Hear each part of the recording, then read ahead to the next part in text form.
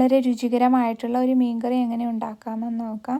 ചൂടായ വെളിച്ചെണ്ണയിലേക്ക് ഉലുവയിട്ട് മൂത്ത് വരുമ്പോൾ ചതച്ച വെളുത്തുള്ളി, ചതച്ച ഇഞ്ചി, കീറിയ പച്ചമുളകിട്ട് നന്നായിട്ട് ഇളക്കി കൊടുക്കാം.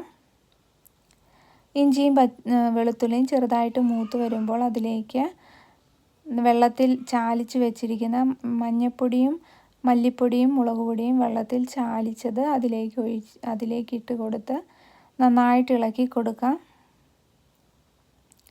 എണ്ണയൊന്ന് തെളിഞ്ഞ് വരുന്നവിടം വരെ നന്നായിട്ട് ഇളക്കി കൊടുക്കാം. എണ്ണ തെളിഞ്ഞ് വന്നതിന് ശേഷം അതിലേക്ക് ചെറുതായി അരിഞ്ഞ് വെച്ചിരിക്കുന്ന തക്കാളിയും കൂടി ഇട്ട് നന്നായിട്ട് ഇളക്കി, തക്കാളി ഏകദേശം ഒന്ന് വെന്ത് കിട്ടുന്നവരെ വരെ നന്നായിട്ട് ഇളക്കി കൊടുത്ത് അതിലേക്ക് കുടംപുളി ഇട്ട് തിളപ്പിച്ച വെള്ളം കൂടി ഒഴിച്ച് ആവശ്യത്തിന് ഉപ്പും ഇട്ട് നന്നായിട്ട് ഇളക്കി, വെള്ളം ഒന്ന് തിളച്ച് വരുമ്പോഴേക്ക് അതിലേക്ക് ചെറിയ കഷ്ണങ്ങളാക്കി വെച്ചിരിക്കുന്ന മീനും കൂടി ഇട്ട് ഒന്ന് മൂടി വെച്ച് വേവിച്ചെടുക്കാം.